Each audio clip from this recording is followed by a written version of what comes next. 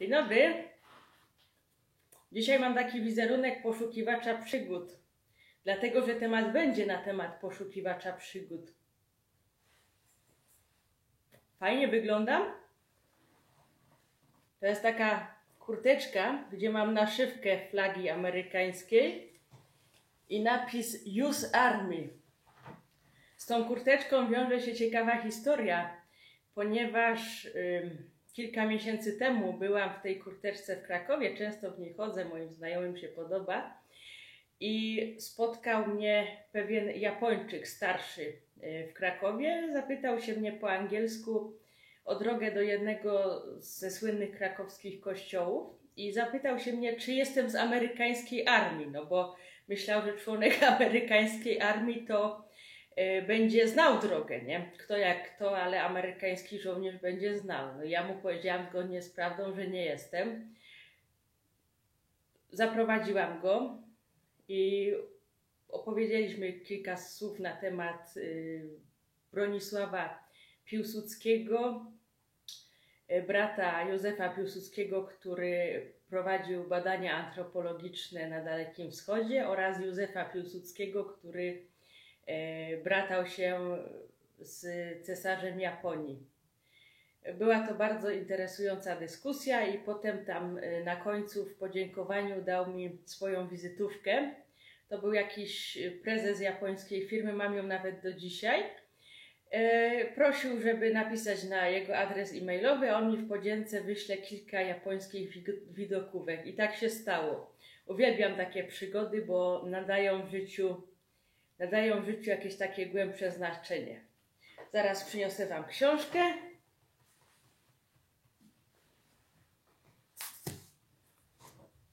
O czym dzisiaj będziemy mówić? O jednym z najciekawszych filmów ostatnich lat, Zaginione miasto Z. To jest film, który opowiada o niezwykłej postaci. Mianowicie pułkownik Percy Harrison Fawcett, który był jednym z pierwowzorów Indiany Jonesa, którego świętym gralem było owo tytułowe Zaginione miasto, który przedzierał się przez amazońskie dżungle, aby dopiąć swojego celu, aby odnaleźć to miasto, ale może aby przede wszystkim zapisać się w historii, zdobyć sławę. I wyróżniał się typowymi dla swoich czasów cnotami, dla czasów wiktoriańskich, dla czasów edwardiańskich, czyli męstwem, bohaterstwem, odwagą. Książka, mam tutaj taką książkę Zaginione miasto Z. David Grant. Film nie jest na podstawie tej książki, aczkolwiek ona o tym człowieku opowiada i autor tej książki wyruszył śladami pułkownika Fawcetta do Amazonii. Tutaj na końcu jest nawet adnotacja, że w 2016 roku na podstawie książki powstał film w reżyserii Jamesa Greya z Charliem Hunnamem w roli głównej.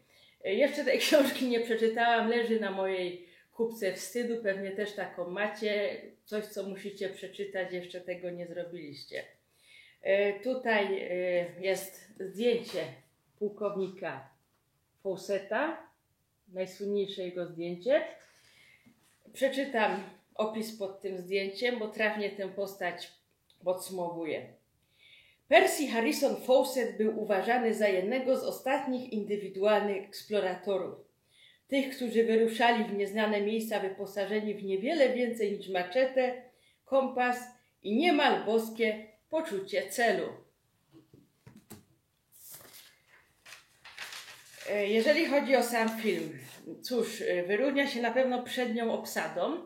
W roli głównej jest Charlie Hunnam, którego ja osobiście znam z Króla Artura z 2017 roku w reżyserii Guya Ritchiego. Film, który nie cieszył się zbyt dużą popularnością, a szkoda, ponieważ uważam, że jest wart uwagi, wyróżnia się wartką akcją.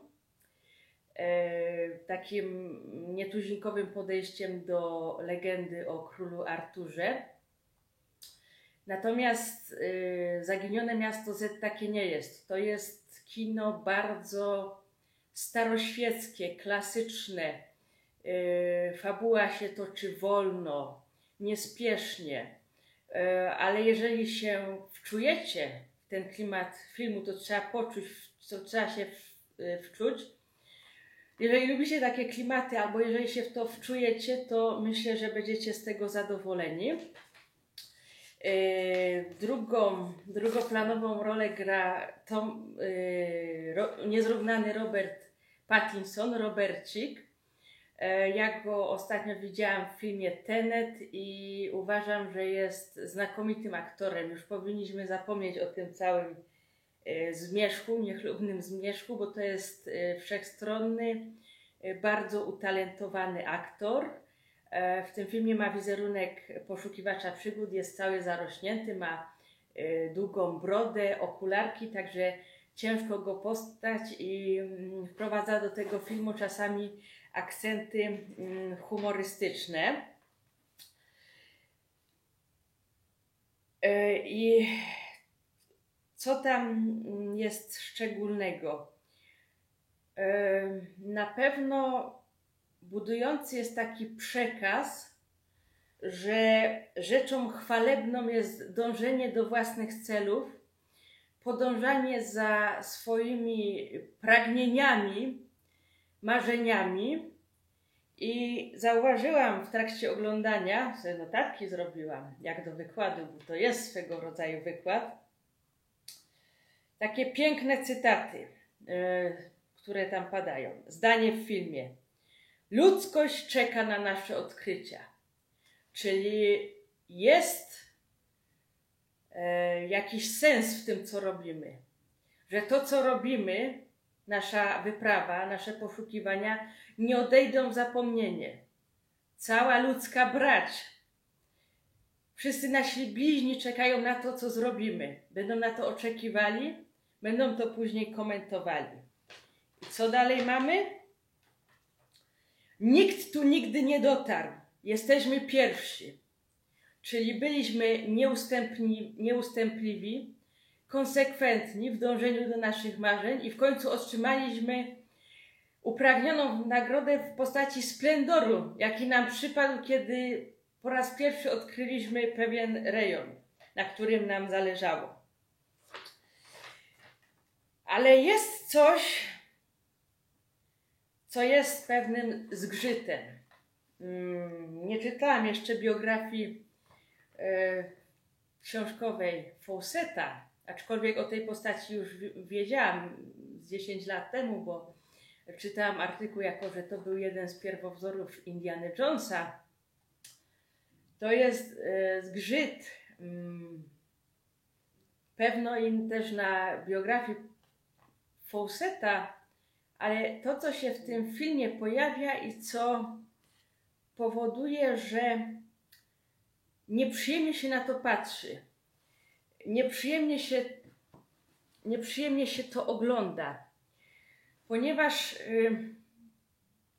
jakby to powiedzieć, film przekazuje nam i słusznie, że rodzina, członkowie rodziny są tymi osobami, które są sabotażystami naszych marzeń. Przeszkadzają. Tylko że Fawcett nie był osobą, która była mimowolnie dręczona przez swoją rodzinę, przez jakichś tam rodziców czy rodzeństwo, które go dręczyło, a ich nie wybierał, bo nikt sobie członków rodziny nie wybiera, tylko sam się o to prosił, biorąc ślub i płodząc dzieci. Zresztą w filmie to tak trochę niesmacznie wygląda, bo to wygląda tak, że jak go tylko nie ma i wraca, no to zaraz się pojawia nowe dziecko. To jakby te dzieci były wypluwane. Za przeproszeniem. W każdym razie, kiedy pojawia się Henry Costin, grany przez Roberta Pattinsona, to Fawcett się go pyta, to jest jego pomocnik, czy ma pan rodzinę? Nie, nie mam. Czyli nie ma pan nic do stracenia. Nie zgadzam się z tym, no bo to, że ktoś nie ma rodziny, czyli żony i dzieci, to nie znaczy, że nie ma nic do stracenia. Bo są inne rzeczy do stracenia niż rodzina w postaci własnej progenitury, tak? Potem oczywiście ta postać Costina się trochę zeszmaca, bo na końcu się pojawia to, że Fawcett mu proponuje, to akcja jest kilkanaście lat do przodu i Fawcett proponuje mu kolejny udział w wyprawie, natomiast Costin, który wcześniej był taki bardzo chętny, no to mówi nie, nie, mam żonę i dzieci. Czyli pojawia się to, że ludzie, którzy zakładają rodziny, no to stają się tacy mydłkowaci, niegodni zaufania, ograniczeni, ich świat się kurczy do tych 4 ścian i do zmieniania pieluch. W każdym razie żona głównego bohatera jest dosyć taką nieprzyjemną postacią, ponieważ sabotuje jego wyprawy. Robi mu awanturę Fawcettowi, że często nie ma go w domu, no a on się sam o to prosił, bo się z nią ożenił. I ona w pewnym momencie rzuca takim tekstem, ponieważ też chciałaby uczestniczyć w wyprawie, ale jak na ówczesną obyczajowość, no to kobieta nie może w takich wyprawach uczestniczyć i on o tym mówi. To ona się oburza i wali takim niesmacznym, ohydnym tekstem, że bóle porodowe są znacznie gorsze niż to, co muszą znosić mężczyźni.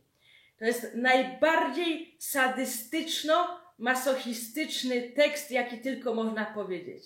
Jeżeli chcemy równości płci, to nie jest równościowy tekst. To nie jest równościowy tekst. To jest gloryfikowanie żeńskości i to jeszcze jakichś takich fizjologicznych obrzydliwości związanych z żeńskością. I deprecjonowanie męskości, mężczyzn. I to nie ma nic wspólnego z równością. Także ten tekst mi zepsuł ten film. To było takie ziarnko pieprzu, które potrafi zepsuć znakomitą potrawę. To jest, zresztą ja to kiedyś w prawdziwym życiu słyszałam od jakiejś nauczycielki. To jest naprawdę, no mówię, darujcie sobie, to jest niesmaczny, nieelegancki tekst i to jest taki sadystyczno-masochistyczny, najbardziej sadystyczno-masochistyczny, jaki można sobie wyobrazić. Natomiast wracając do bardziej przyjemnych rzeczy, to uwielbiam, po prostu uwielbiam. W epizodycznej roli jako prezes Królewskiego Towarzystwa Geograficznego pojawia się niezrównany Ian McDiarmid. Znany z roli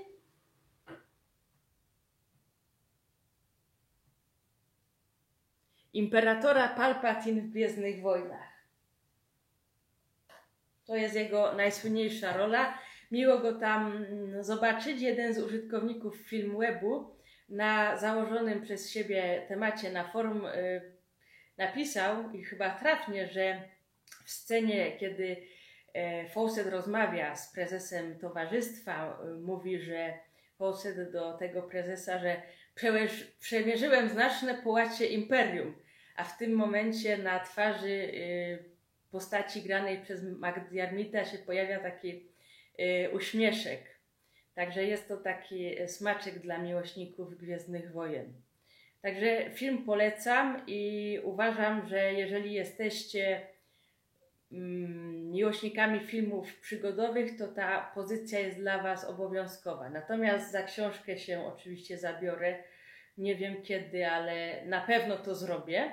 I gdy ją skończę czytać, to oczywiście też ją dla Was omówię. Czekam na Wasze komentarze. Piszcie. Jeżeli już widzieliście film, no to podzielcie się swoimi wrażeniami. Pozdrawiam.